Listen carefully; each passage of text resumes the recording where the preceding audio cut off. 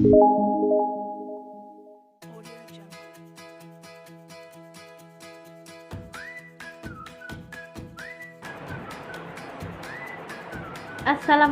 warahmatullahi wabarakatuh.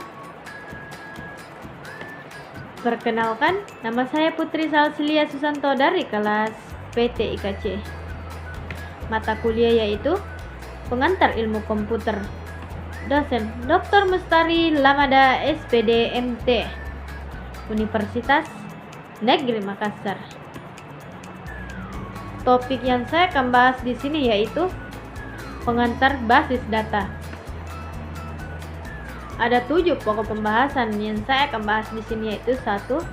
Basis data. 2. 3 tingkatan arsitektur basis data ANSYS Sparse. 3. Bahasa dalam DBMS. 4. Modal data. 5. Fungsi DBMS. 6. Komponen DBMS. 7. Yang terakhir, arsitektur DBMS multi-user. Kita masuk di pokok pembahasan yang pertama yaitu basis data. Basis data merupakan sumber informasi yang dapat kita pakai bersama. Setiap pemakai membutuhkan pandangan yang berbeda-beda terhadap data yang disimpan dalam basis data. Untuk memenuhi kebutuhan tersebut, terdapat arsitektur komersial DBMS yang didasarkan pada perluasan arsitektur yang disebut dengan arsitektur ANSYS Sparse. Tujuan utama dari sistem basis data adalah menyediakan pemakai melalui suatu pandangan abstrak mengenai data, dengan menyembunyikan detail dari bagaimana data disimpan dan dimanipulasikan. Informasi yang penting pada basis data diantaranya 3. Arsitektur ANSYS Sparse, pengenalan data, fungsi yang disediakan oleh DBMS multi-user. Kemudian 3 tingkatan arsitektur basis data ANSYS Sparse. Tingkat eksternal. Tingkat eksternal merupakan cara pandang pemakai terhadap basis data. Tingkat eksternal terdiri dari sejumlah cara pandang yang berbeda dari sebuah basis data. Cara pandang secara eksternal hanya terbatas pada entitas, atribut, dan hubungan antara entitas relationship yang diperlukan saja. Kemudian, tingkat konseptual. Tingkat konseptual merupakan kumpulan cara pandang terhadap basis data. Hal-hal yang digambarkan dalam tingkatan konseptual adalah 1. Semua entitas berserta atribut dan hubungannya. Batasan data, informasi semantik tentang data, keamanan dan integritas informasi. Deskripsi data dari entitas pada tingkat ini hanya terdiri dari jenis data dan besarnya atribut tanpa memperhatikan besarnya penyimpanan dalam ukuran bit. Kemudian tingkat internal. Tingkat internal merupakan perwujudan basis data dalam komputer. Pada tingkat ini menggambarkan bagaimana basis data disimpan secara fisik di dalam peralatan storage yang berkaitan erat dengan tempat penyimpanan physical storage. Kemudian, tingkat internal memperhatikan hal-hal berikut ini. A. Alokasi ruang penyimpanan data dan indeks. B. Deskripsi record untuk penyimpanan dengan ukuran penyimpanan untuk data elemen. C. Penempatan rekor. D. Penempatan data dan teknik encryption. Kemudian, tingkat arsitektur basis data.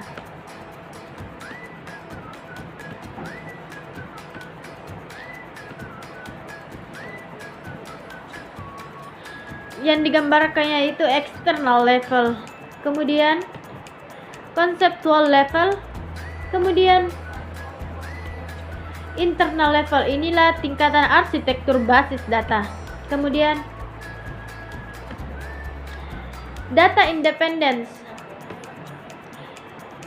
Tujuan utama dari 3 arsitektur adalah memelihara kemandirian data. Data independence yang berarti perubahan yang terjadi pada tingkatan yang paling rendah tidak mempengaruhi tingkatannya yang lebih tinggi.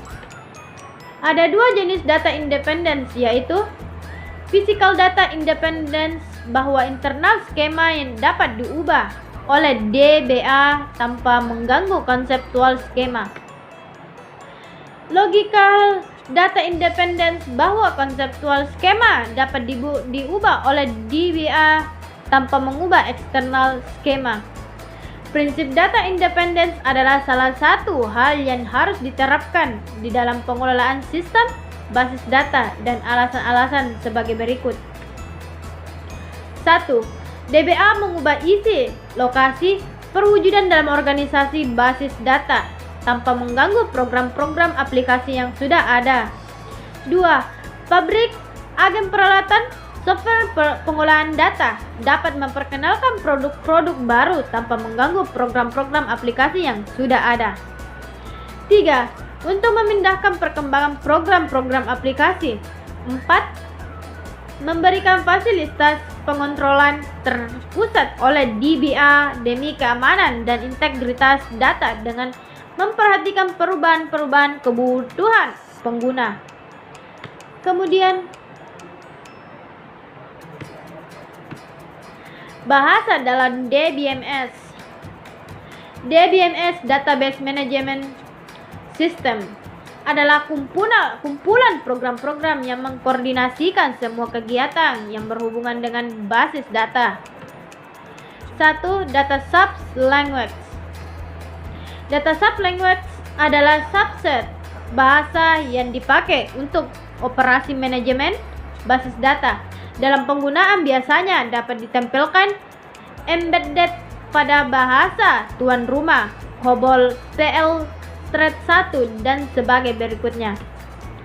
Dalam basis data secara umum dikenal dua data sub-language, yaitu Data Definition Language (DDL), bahasa yang digunakan mendefinisikan struktur atau kerangka dari basis data. Di dalamnya termasuk rekor, elemen data, kunci elemen, dan relasinya. B. Data Manipulasi Language (DML), bahasa yang digunakan untuk menjabarkan pemrosesan dari basis data. Fasilitas ini diperlukan untuk memasukkan, mengambil, mengubah data. DML dipakai untuk operasi terhadap isi basis data. Kemudian ada dua jenis DML, yaitu Procedural DML 6 digunakan untuk mendefinisikan data yang diolah dan perintah yang akan dilaksanakan. 2. Non-procedural digunakan untuk menjabarkan data yang diinginkan tanpa menyebutkan bagaimana cara pengambilannya. Kemudian, secara khusus pengguna menggunakan berbagai bahasa. Programmer aplikasi menggunakan bahasa-bahasa seperti COBOL, Informix, dan lain-lain host language yang ditempelkan dengan bahasa yang dipakai dalam DBMS. DBMS mempunyai tugas untuk menangani semua bentuk akses kepada basis data. Secara konsep, ada tiga, yaitu pengguna menyatakan permintaan akses menggunakan DBMS. B. DBMS menangkap dan menginterpretasikan. Kemudian DBMS mencari. Terbagi atas 4, yaitu external atau conceptual mapping, 2. Conceptual schema, 3. Conceptual atau internal mapping, 4. Internal schema. Ada 4. Kemudian ada 4. DBMS melaksanakan operasi yang diminta terhadap basis tersimpan. Proses 1-4 dapat dilakukan secara interaktif atau dikompil dulu. DBMS mempunyai tugas menangani semua bentuk akses kepada basis data, yaitu ada 4, yaitu pengguna menyatakan permintaan akses menggunakan DBMS. DBMS menangkap, menginterpretasikan, DMS mencari, kemudian DMS melakukan operasi yang diminta terhadap basis data yang disimpan. Berarti ada 4. Ada 4 DMS yang mempunyai tugas untuk menangani semua bentuk akses kepada basis data.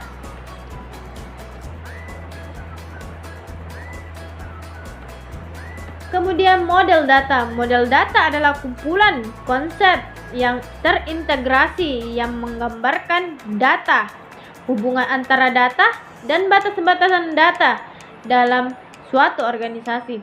Fungsi dari sebuah model data merepresentasikan data sehingga data tersebut mudah dipahami.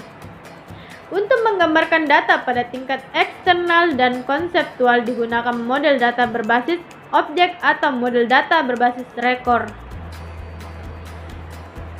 1. Model data berbasis objek.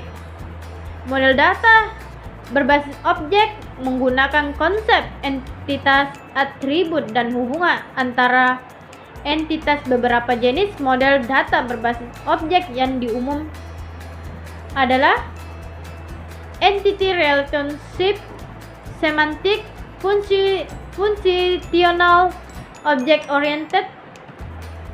Kemudian 2. Model data berbasis rekor. Pada model data berbasis rekor, basis data terdiri dari sejumlah rekor dalam bentuk yang tetap yang dapat dibedakan dari bentuknya. Ada 3 macam model data berbasis rekor, yaitu model data relasional. 2. Model data hierarki atau hierarchikal. Kemudian model data jaringan atau network. Kemudian fungsi DBMS. Layanan-layanan yang baik yang disediakan oleh database manajemen sistem adalah 1. Penyimpanan, pengambilan, dan perubahan data. Sebuah DBMS harus menyediakan kemampuan penyimpanan, pengambilan, dan mengubah data dalam basis data. 2. Katalog yang dapat diakses. Pemakai menyediakan sebuah katalog yang berisi deskripsi item data dan yang disimpan dan diakses oleh pemakai. 3. Mendukung transaksi. Menyediakan mekanisme yang akan menjamin semua perubahan yang berhubungan dengan transaksi yang sudah ada atau yang akan dibuat. 4. Melayani kontrol konkurensi. Sebuah DBMS harus menyediakan mekanisme yang menjamin data basis terupdate secara benar pada saat beberapa pemakai melakukan perubahan terhadap basis data yang sama secara bersamaan. Kemudian lanjutan dari yang tadi, yaitu 5. Melayani recovery. Menyediakan mekanisme untuk mengembalikan basis data ke keadaan sebelumnya yang terjadi kerusakan pada basis data tersebut. 6. Melayani autorisasi. Sebuah DBMS yang harus menyediakan mekanisme untuk menjamin bahwa hanya pemakai yang berwenang saja dapat mengakses basis data tersebut. 7. Mendukung komunikasi data. Sebuah DBMS harus mampu terintegrasi dalam software komunikasi. 8. Melayani integrity. Sebuah DBMS bertujuan untuk menjamin semua data dalam basis data dan setiap terjadi perubahan data harus sesuai dengan aturan yang berlaku. 9. Melayani data independence. Pada sebuah DBMS harus mencakup fasilitas untuk mendukung kemandirian program dari struktur basis data yang sesungguhnya. 10. Melayani utility. Sebuah DBMS sebaiknya menyediakan kumpulan layanan utility. Kemudian komponen DBMS. Pada gambar komponen DBMS. Query processor komponen yang merubah bentuk query ke dalam instruksi tingkat rendah ke database manager. Kemudian database manager menerima query dan menguji skema eksternal dan konseptual untuk menentukan apakah rekor-rekor dibutuhkan memenuhi permintaan. Kemudian file manager memanipulasi penyimpanan file dan mengatur alokasi ruang penyimpanan pada disk. Kemudian DML preprocessor modul yang merubah perintah DML embedded ke dalam program aplikasi dalam bentuk fungsi yang memanggil dalam host language. Kemudian DDL compiler merubah perintah DDL menjadi tabel yang berisi metadata. Dictionary manager mengatur akses dan memelihara data dictionary diakses. Data yang diakses oleh komponen DBMS yang lain. Kemudian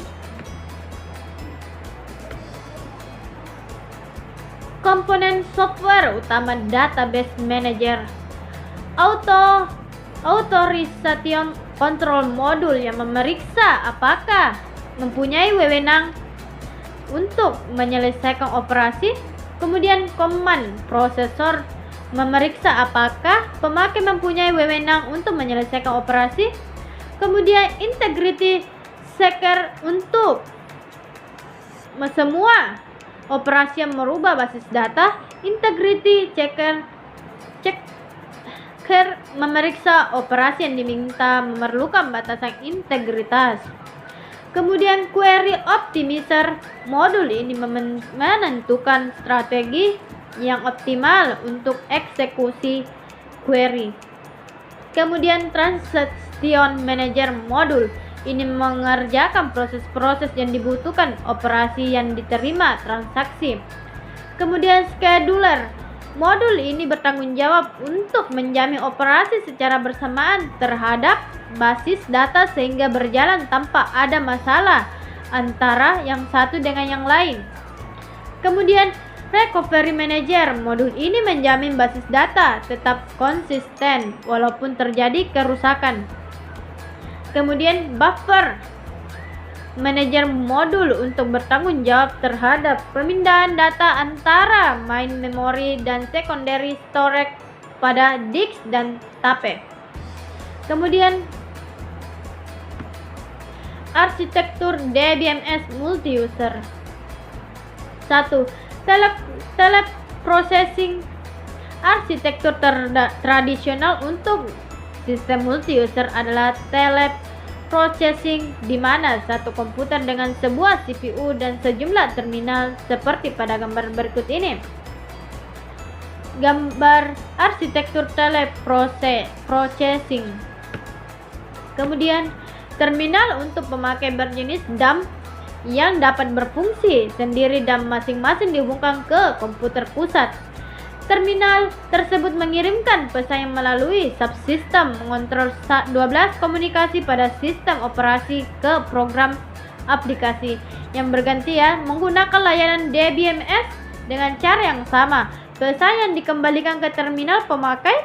Arsitektur ini menempatkan beban yang besar pada komputer pusat yang tidak hanya menjalankan program aplikasi, tetapi juga harus menyelesaikan sejumlah pekerjaan yang pada terminal, seperti format data untuk penampilan data di monitor. Kemudian file server, proses yang didistribusikan ke dalam jaringan sejenis LAN (Local Area Network). File server mengendalikan file yang diperlukan oleh aplikasi dan DBMS, meskipun aplikasi DBMS dijalankan pada masing-masing workstation tetapi tetap meminta file dari file server jika diperlukan. Perhatikan gambar. Gambar arsitektur file server. Dengan cara ini, file server berfungsi sebagai sebuah hard disk yang digunakan secara bersamaan. Kerugian arsitektur file server adalah A. Terdapat lalu lintas jaringan yang besar 13. B. Masing-masing workstation membutuhkan kopi DBMS. C. Kontrol terhadap congruence, recovery, dan integrity menjadi lebih kompleks karena sejumlah DBMS mengakses file secara bersamaan. Kemudian, client server. Client server menunjukkan cara komponen software berinteraksi dalam bentuk sistem. Sesuai dengan namanya, ada sebuah pemproses klien yang dibutuhkan sumber dan sebuah server yang menyediakan sumbernya. Tidak ada kebutuhan klien dan server yang harusnya diletakkan pada mesin yang sama.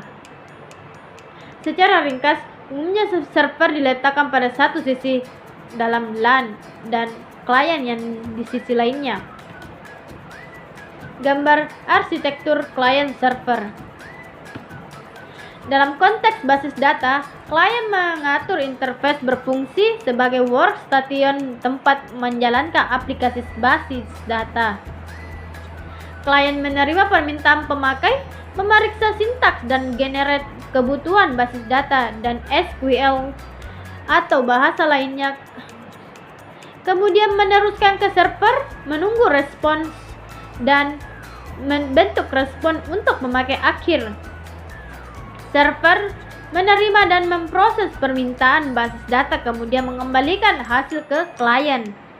Proses-proses ini melibatkan pemeriksaan autorisasi, jaminan integritas, pemeliharaan data diktonari, dan mengerjakan query serta proses update. Selain itu, juga menyediakan kontrol terhadap congruence dan recovery. Kemudian, ada beberapa keuntungan jenis arsitektur ini adalah A. Memungkinkan akses basis data yang besar. B. Menaikkan kinerja. C. Jika klien dan server diletakkan pada komputer yang berbeda, kemudian CPU yang berbeda dapat memproses aplikasi secara paralel. Hal ini mempermudah merubah mesin server jika hanya memproses basis data. D. Biaya untuk hardware dapat dikurangi. Kemudian, hanya server yang membutuhkan storage dan kekuatan proses yang cukup menyimpan mengatur basis data. Kemudian, biaya komunikasi berkurang. Kemudian, aplikasi yang menyelesaikan bagian operasi pada klien dan mengirimkan hanya bagian yang dibutuhkan untuk akses basis data melalui jaringan atau melewati jaringan, menghasilkan data yang sedikit yang akan dikirim melewati jaringan. Meningkatkan konsistenan. Kemudian, server dapat menangani pemeriksaan integrity sehingga batasan perlu didefinisikan dan validasi hanya di satu tempat. Aplikasi program-program mengerjakan pemeriksaan sendiri. Kemudian, map ke arsitektur open system dengan sangat alami. Berikut ini adalah ringkasan fungsi client server. Klien mengatur user interface, server menerima dan memproses basis data yang diminta dari klien. Klien menerima dan memeriksa sintaks input dari pemakai, server memeriksa autorisasi. Klien memproses aplikasi, menjamin tidak terjadi pelanggaran terhadap integrity constraint. Klien generate permintaan basis data dan memindahkan ke server. Server melakukan query atau pemrosesan, update, dan memindahkan respons ke klien. Klien memberikan respon balik kepada pemakai. Server memelihara data dictionary. Server menyediakan akses basis data secara bersamaan. Server menyediakan kontrol recovery. Kemudian data dictionary. Data dictionary adalah tempat penyimpanan informasi yang menggambarkan data dalam basis data. Dictionary biasa disebut dengan metadata atau data mengenai data. Untuk mengerjakan pemeriksaan tersebut, data dictionary menyimpan A. Nama-nama pemakai yang mempunyai wewenang untuk menggunakan DBMS. B. Nama-nama data item yang ada dalam basis data. C. Data yang dapat diakses pemakai oleh jenis akses yang diizinkan, misalnya insert, update, delete, atau read. Sedangkan memeriksa integritas data dictionary menyimpan A. Nama-nama data item dalam basis data. B. Jenis dan ukuran data item. C. Batasan untuk masing-masing data item. Sistem data dictionary dapat dibedakan dan atas sistem aktif dan pasif. Sistem aktif selalu konsisten dengan struktur basis data karena secara otomatis dikerjakan oleh sistem. Sebaliknya, sistem pasif tidak konsisten terhadap perubahan data yang dilakukan oleh pemakai. Sekian dan terima kasih. Itulah penjelasan saya tentang basis data. Wassalamualaikum warahmatullahi wabarakatuh.